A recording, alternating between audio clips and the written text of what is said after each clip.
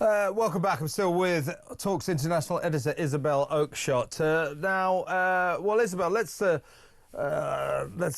tell the story, shall we? Do you remember this? This was the moment when Jonathan Reynolds, now the business secretary, this was before, I think this is when he was in opposition as a Labour backbencher, during the days when he didn't have a beard, but he did have hair.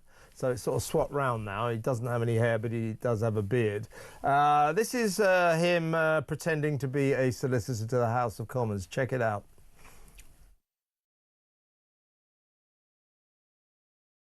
Before the last election, I worked as a solicitor in Manchester city centre, and I would travel in to Manchester every day from what is now my constituency. So, that's the lie. This is what he had to say today. Take it away, Jonathan. I made a reference to my experience of using our local transport system in Greater Manchester when I worked as a solicitor in Manchester city centre. I should have made clear that specifically, Madam Deputy Speaker, that was a reference at the time to being a trainee solicitor. I would like to formally correct the record. No apology, I notice. These people are absurd. We know about Rachel from Accounts lying through her teeth about her career. They love to polish up their careers, don't they, their CVs.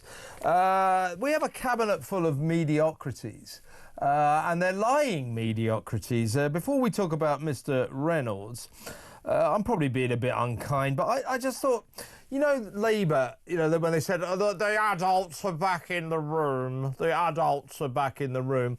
As I said, more like the adolescents are back in the room. This is Rachel from Accounts and Angela Rayner and the gang having a little bit of a bash at 10 Downing Street, hosted by Keir Starmer. Have a look at this.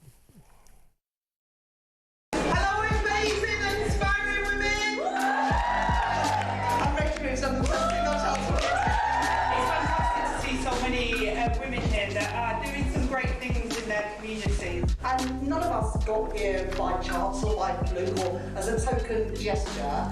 We all got here through tremendous hard work and courage. The girl from Finchley Park has done well. I used to walk past her as a child.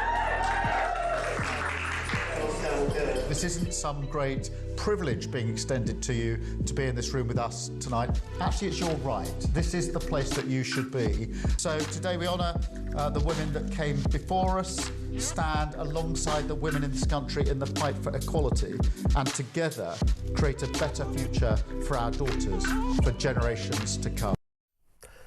The adults are back in the room.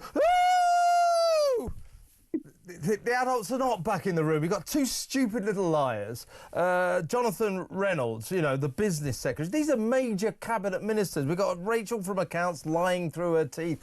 But, I mean, to be serious about this, and then that ludicrous spectacle, like a bunch of teenage high school cheerleaders. Oh, women, yeah, great!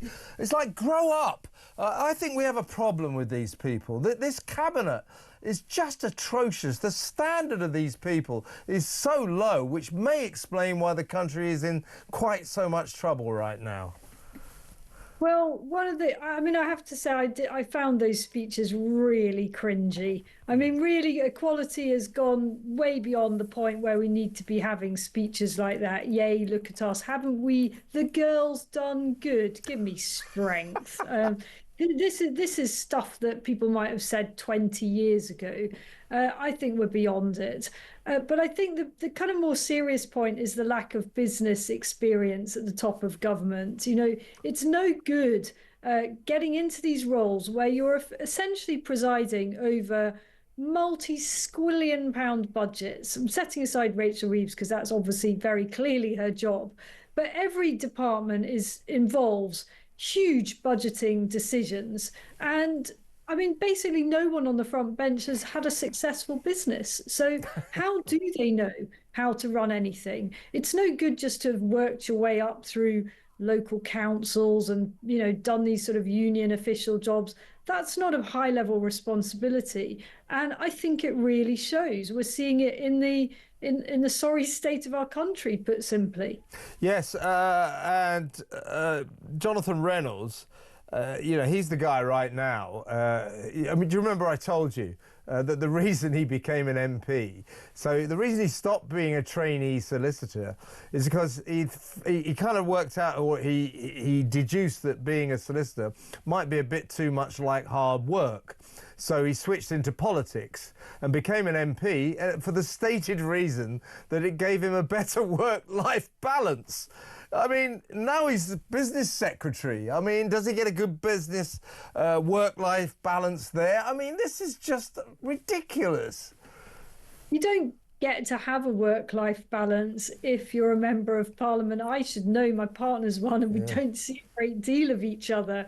You know, if you do the job properly, you've got multiple levels to it. You've got to be a good constituency MP, and for many of them that means going back and forth to somewhere that's a very, very long way from London. So you've got to do that, and you've got to be present at a bunch of things that are frankly not very glamorous, but they're really important to people, and they're doing good things. So whether that is, you know, the village fete, or going to see your local hospice, or going around schools, that's the job of an MP.